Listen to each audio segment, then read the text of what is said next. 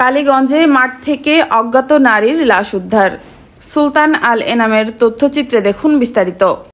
ঝিনাইদহের কালীগঞ্জ উপজেলার পুকুরিয়া গ্রামের মাঠ থেকে অজ্ঞাত পরিচয় এক নারীর লাশ উদ্ধার করেছে পুলিশ।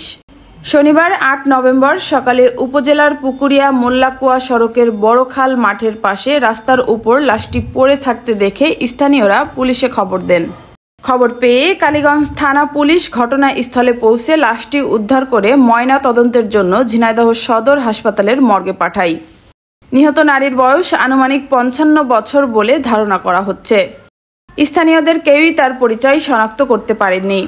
কালীগঞ্জ থানার ওসি তদন্ত মোজাম্মেল হোসেন জানান, খবর পাওয়ার পরপরই পুলিশ ঘটনাস্থল পরিদর্শন করে লাশ উদ্ধার করেছে। প্রাথমিকভাবে ধারণা করা হচ্ছে ওই নারী মানসিক প্রতিবন্ধী হতে পারেন। তার শরীরে কোনো আঘাতের চিহ্ন পাওয়া যায়নি। মৃত্যুর সঠিক কারণ জানতে ময়না তদন্তের প্রতিবেদন অপেক্ষা করা হচ্ছে। মুস্কান রুবায়েত মীরা, সবুজ বাংলা টিভি, ঝিনাইদহ।